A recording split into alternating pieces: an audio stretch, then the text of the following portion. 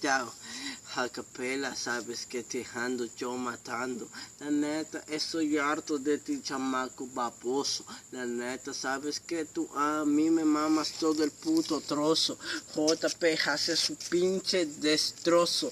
Pero sabes, el puto ojo rojo siempre lo traigo bien prendido. Dime cuántas veces has fumado cristal y cocodrilo. Nunca carnalito, huevo, soy vicioso. Pero la neta, si quiero tú te conviertes en mi socio. Ojo rojo siempre, carnal. Pero sabes que tengo la mirada de animal. Y si quiero te voy a matar. Porque sabes, yo siempre he estado anestesiado. Pero si despiertas a la bestia te ando yo matando. Y no te mato solo por respeto. Porque la neta me da, no sé, pero me da pena matar a un pendejo que no la rifa. Y se levanta los huevos por 4 o 3 veces que ha estado arriba de una puta tarima. ¿Qué tarima has estado? Arriba de la arena. Por favor, Henry, tú me das a mí mucha pena. Sabes que te doy todo mi puto pene. Y a tu novia, sabes, JP la entretiene. Mientras tú les mandas buenas noches, yo la estoy cogiendo arriba, fumándome un roche. La neta me gusta la cerveza, tanto el vino. La neta soy malandro, tanto como un puto fino.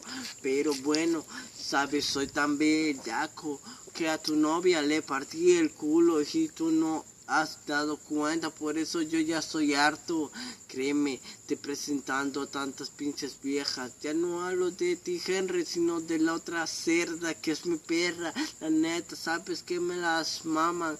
Entre las dos, puto, tú ni te calas. Te dices ser malandro.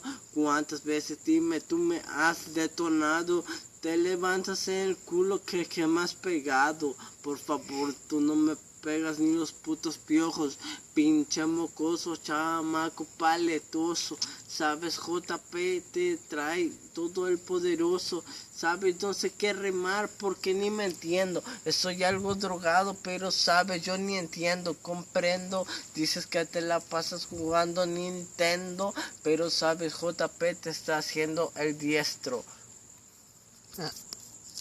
Ya, regresa la cámara para acá. Y para el otro desgraciado. Y si no saben quién es, pocos PS. Ahí te va.